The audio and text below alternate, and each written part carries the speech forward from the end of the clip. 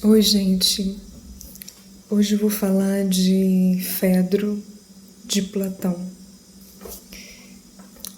E o motivo de eu estar fazendo esse vídeo sobre isso especificamente é que eu vi um vídeo no YouTube que eu não tenho credibilidade e propriedade para falar sobre, porque eu não lembro ao certo o que falava. Eu lembro que era mais ou menos algo como a obra de Platão que inspirou todas as outras obras no mundo sobre amor. Uma coisa assim. E aí eu pensei, vai ser Fedro. E não era Fedro. Aí eu pensei, aí eu fiquei assim, incomodada. Não porque eles estavam errados, porque o Platão ele fala sobre amor em várias obras, de maneira diferente em cada obra. Mas quando eu vejo essas duas palavras, Platão e amor, eu não consigo não pensar em Fedro. E quem lê o Fedro eu acho que vai entender o porquê. Eu não estou falando isso de uma maneira que é sobre uma análise lógica e eu concluí isso, mas é sobre algo do sentimento, que tem tudo a ver com amor, né? E Fedro, quem é Fedro? Fedro, ele é um dos personagens, né, que o Platão escreve. E o Fedro vai chegar para Sócrates e vai simplesmente falar que ele estava encantado com um discurso, que era o discurso de Lísias. E Lísias vai falar sobre o amor de maneira muito negativa, pejorativa, né? De início, é apresentado o discurso de Lísias. Aqui em Platão ele tem um ranço de Lísias, né? Porque possivelmente Lísias ele teve envolvimento ali em intrigas que ajudaram a levar a condenação de Sócrates à morte, à cicuta ali. Então nesse discurso de Lísias, Lísias esculacha o amor profundamente. Sócrates, ele vai até num primeiro momento concordar com as palavras que Fedro está lendo ali sobre Lísias, mas eu sinto que esse concordar de Sócrates é falso, porque parece ser extremamente sarcástico, e isso é um sentir meu, não é uma análise séria. Como se Sócrates só estivesse repetindo as palavras de Lísias só para poder ir embora para casa logo, e faz isso com vergonha e com o rosto tampado, como se não tivesse paciência para aquilo. Mas algo vai bater nele, né? Algo praticamente ali sobrenatural. Fedro, que estava com Sócrates, mostrando ali o discurso de Lísias, que os dois estavam a sós, ele estimula Sócrates a continuar o discurso, né? E nesse momento acontece algo muito inusitado e interessante. É como se Sócrates fosse um médium que carrega uma entidade demiúrgica que se conecta com ele e o inspira nas falas. Por isso que eu falei sobrenatural, né? Como se o próprio divino utilizasse de Sócrates para falar, que é algo muito incomum na obra de Platão, que contradiz as ideias de Platão. Ele quase que abre para uma poiesis, para um devaneio poético, coisa que ele também criticava, né? Então, é muito interessante a obra, né? No rodapé do texto está escrito assim: Sócrates alude, evidentemente, ao seu demônio, entidade demiúrgica que nele inspirava o saber. Esse tom místico em Sócrates é muito poético. em contrapartida àquela racionalidade toda, né? É como se algo literalmente incorporasse em Sócrates e essa entidade que incorpora em Sócrates está revoltada com o discurso de Lísias contra o amor, como se isso fosse uma ofensa, uma blasfêmia ao próprio Deus do amor, Eros, e, portanto, um atentado ao que é divino. Então, Sócrates ele vai fazer uma crítica daqueles que têm boa retórica, que manipulam os ingênuos, porque é muito fácil cair na oratória de Lísias e concordar com ele em muitos momentos.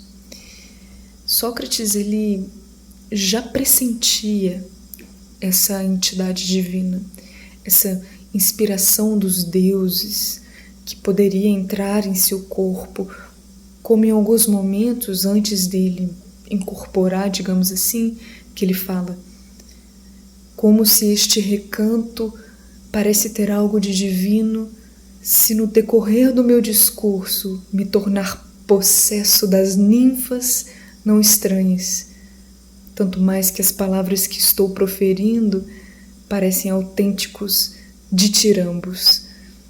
Não vês que poderia ser arrebatado pela inspiração das musas, as quais manhosamente me entregaste? O discurso real de Sócrates, onde realmente assim a leitura vai ficando mais gostosa e o que Platão quer realmente apresentar é exposto ali a partir da página 53 do livro, que depende do livro também, que é o segundo discurso de Sócrates, né? Quando os deuses, por assim dizer, de maneira muito simbólica, nele incorporam. Sócrates ele vai falar de como o poder de divinação, os oráculos, podem ser positivos. Aí você pensa, nossa, Platão escrevendo isso? Não é o Platão, tá vendo? Sócrates ele vai chegar a dizer: é em estado de delírio que as profetisas de Delfos e as sacerdotisas de Dódona prestam grandes serviços à Grécia, pois a loucura, se realmente inspirada pelos deuses, seria superior à sabedoria dos homens. Desse delírio vem a catarse que pode abrigar o homem dos males. Ele fala que o poeta, para ser poeta de maneira positiva, não deve perder a loucura e a conexão que o divino traz, que a conexão com o divino traz, né? Que é totalmente diferente de doutrina religiosa. O amor, para ele, é enviado pelos deuses, e o melhor poeta é aquele que carrega a loucura dos deuses, e é a estes que os deuses dão a boa-aventurança.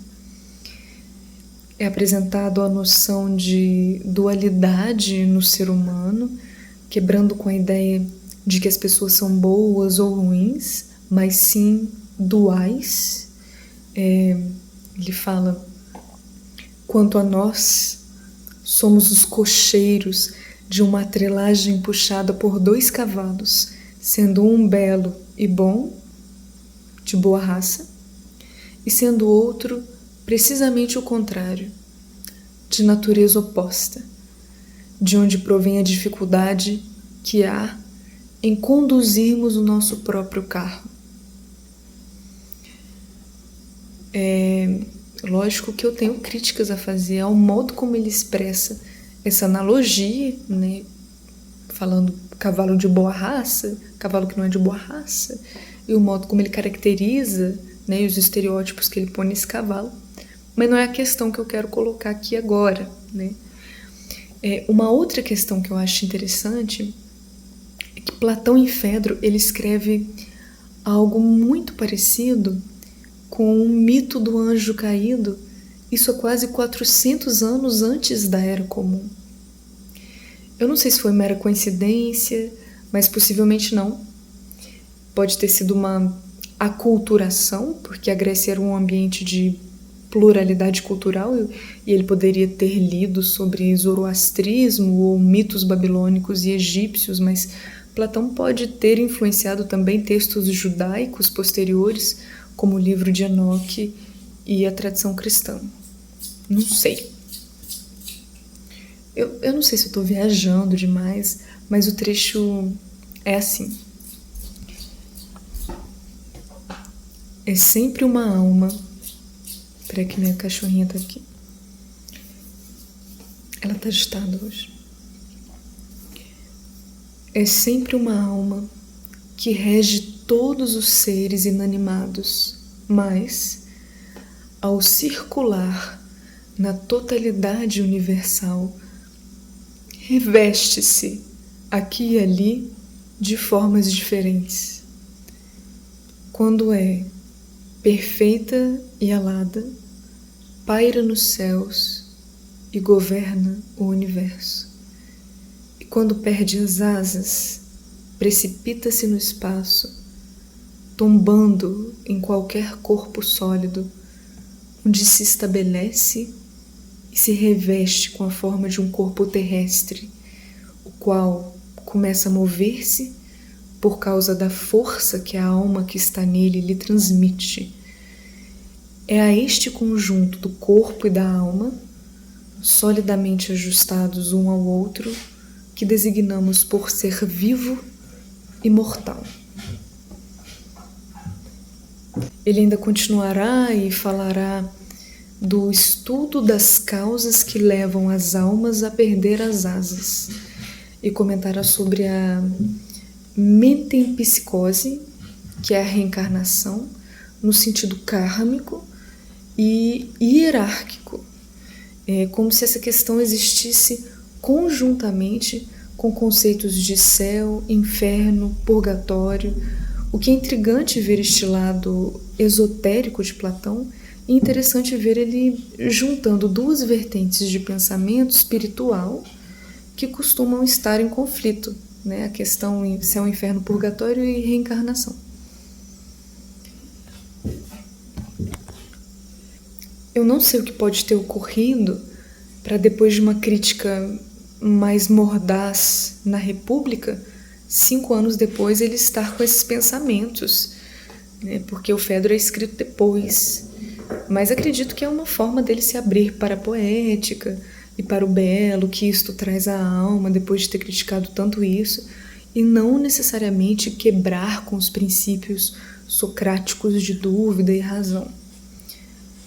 Platão ele vai comentar que nossa alma já contemplou as verdades eternas quando éramos integrados ao séquito do divino. É necessário apenas a recordação, e por essa questão a inspiração divina pode ser válida.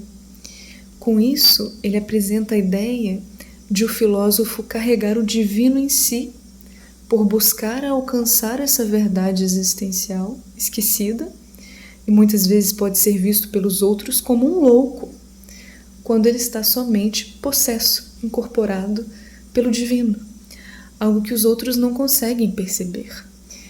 É nessa espécie de delírio que se consegue vislumbrar o belo, e é carregando o entusiasmo desse pensamento que Platão designa esses seres diamantes. Aí ele fala assim: assim, poucas são as almas a quem foi dado o dom da reminiscência, lembrar dos mistérios antigos, e estas, quando se apercebem de qualquer objeto semelhante ao do reino superior, como que ficam perturbadas e perdem o poder do autodomínio. Nós éramos puros e não tínhamos contato com este sepulcro que se chama corpo, dentro do qual nos movemos, a ele tão ligados como a ostra à sua concha. Perdoa-me por ter alongado dessa maneira, mas tudo isso resulta da reminiscência do passado, dos esplendores que jamais voltarão a repetir-se. É lindo, né? Sobre a paixão dos amantes, suas causas e efeitos, para Platão, a questão carnal é master. Os amantes presenciam em seu ser uma espécie de tremor carregado de emoção. É erótico, né? Eles se veneram mutuamente e divinizam o amado. Quando se contemplam, são tomados por um estremecimento febril, sentindo-se aconchegados e revitalizados. O ser floresce nessa paixão. Como que Fedro não é a obra de Platão sobre o amor? Como que é outra obra? Eu olhei isso no Instagram e pensei, tá errado isso aí. Chega a ser espantoso presenciar Platão, que discorria tanto sobre a problemática da paixão, escrever sobre a paixão de forma tão erótica como quando ele discorre do inchaço que a paixão provoca no suporte das pernas, a partir da raiz, e este ímpeto de vitalidade espalha-se por toda a alma. É muito erótico, né? É nítido conquanto o preconceito de Platão em relação a certos tipos de relações comuns na Grécia Antiga. Preconceituoso ele foi, machista ele era muito, né? E com algumas frases dele, mas não é essa questão que eu estou colocando agora. Agora eu estou colocando a questão de outro tipo de preconceito, né? Que é o preconceito em relações do mesmo sexo, onde um é mais velho que o outro, que a pederastia que era chamada na época, né? Entre aspas, enfim. Essa é uma opinião do próprio cara que vai traduzir o texto que eu li de Fedro, que é o Gomes, que ele vai, a partir da escrita de Platão, ele vai falar que ele deixa de ter medo de se entregar a todos os prazeres, incluindo aqueles que são contra a natureza. Então, quando a gente vê contra a natureza, já vem imbuído o preconceito, né? Como algo antinatural. Mas mostra-se então uma questão cultural da época, né? Onde o que é naturalizado por alguns é execrado por outros, questão ainda presente na atualidade. Em continuação com a questão da paixão, ele dá tamanho valor a essa sensação, se é que se pode chamar apenas de sensação, que ele a compara com o crescimento das asas no ser humano. Conexão direta com a ascensão do espírito ao que é divino e celestial. Para Platão, no entanto, o processo de crescimento das asas é dolorido, assim como é dolorida a paixão em seu início, como uma espécie de renascimento. A paixão causa, em sua concepção, o ímeros, que é o deus grego do desejo sexual, que é uma espécie de desejo que impulsiona as partículas de uma corrente. Eu não sei se esse afluxo nas partículas é a própria corrente sanguínea, que se relaciona à pulsação do coração, se é um impulsionar de partículas mais etéreas ou ambas. Para Platão, isso é refrigério para as dores e é nessas sensações que nasce da alma a alegria. Em contrapartida, se a alma não possui o ser amado, vive em tormento, tamanha intensidade que uma paixão carrega. Mas se tem esse amor, se é recíproco, aí ele vai falar, a alma então retoma a respiração, deixa de sentir o aguilhão da dor e goza nesse instante a volúpia mais deliciosa e a perda dos bens materiais por culpa da sua incúria não tem para a alma menor importância, visto que a paixão não é apenas carnal, mas conectada na esfera superior.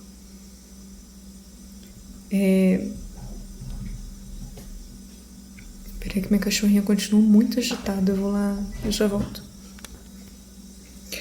Aí ele vai falar também, amor alado é o seu nome para os mortais, mas para os imortais é pteros, por fazer crescer as asas, incitar o desejo. Toda essa questão alada e a essas sensações se deve à energia do deus Eros, né, que arrebata os amantes. Platão, então, ele vai prosseguir sobre quando a paixão se torna nobre, que é quando o parceiro busca estimular características Nossa, se vocês viram tanto que ela tá espoleta, isso aqui é na opinião do Platão, né? Tá? Não quer dizer que eu acredito que a nobreza da paixão é isso, mas enfim. Platão ele vai falar então quando a paixão se torna nobre, que é quando o parceiro busca estimular características da personalidade dos deuses no amado. E este então vai começar a se assemelhar a um arquétipo desejado, esse amado, incentivando assim o desenvolvimento nesse amado, né, de habilidades no parceiro ali. Quando você quer desenvolver a persona do que é seu amado.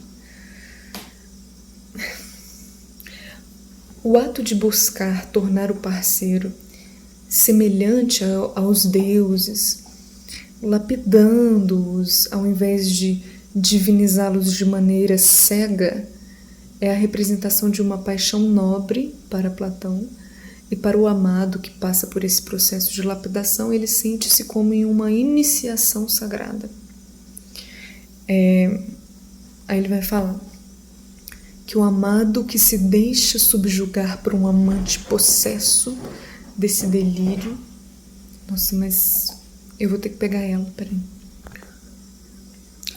O amado que se deixa subjugar por um amante possesso desse delírio, entrega-se a uma paixão deveras nobre, que será uma fonte de felicidade.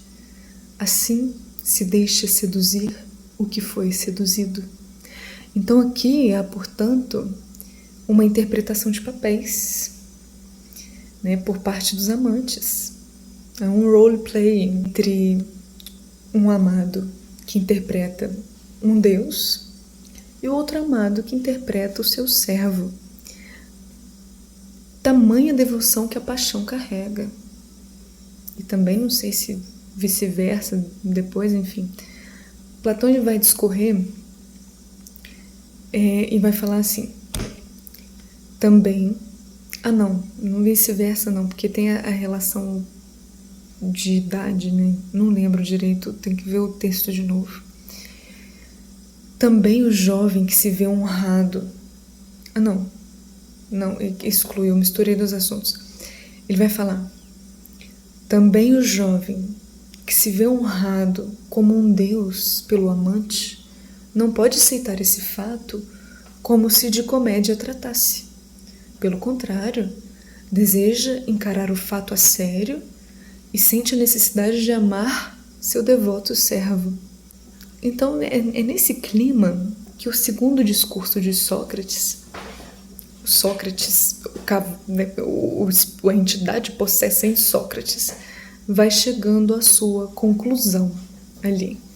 Tem uma parte que fala assim: a lei divina não permite aos que... Meu Deus. A lei divina, ela não permite aos que iniciaram juntos a viagem celeste que venham a precipitar-se nas trevas. Pelo contrário, promulga que, tendo passado uma existência luminosa, sejam muito felizes e façam juntos esta viagem, porque em virtude do amor, ambos recebem asas quando chegar o tempo de as receberem. Eis as coisas que te oferecerá, meu rapaz, aquele que souber amar apaixonadamente. Eis de que maneira,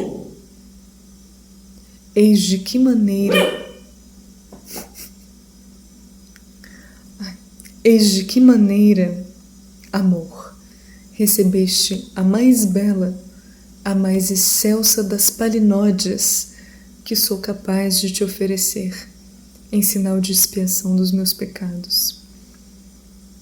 Platão. Sócrates, então, para finalizar, ele veio demonstrar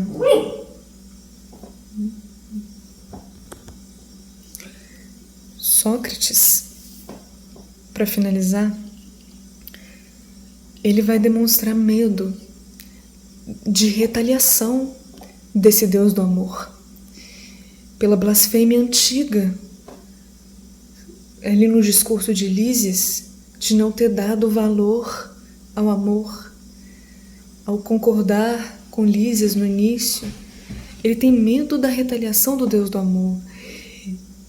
E ele termina em devoção, dizendo: para que possa consagrar incondicionalmente a sua vida ao amor, o qual de todo em todo se inspira na filosofia.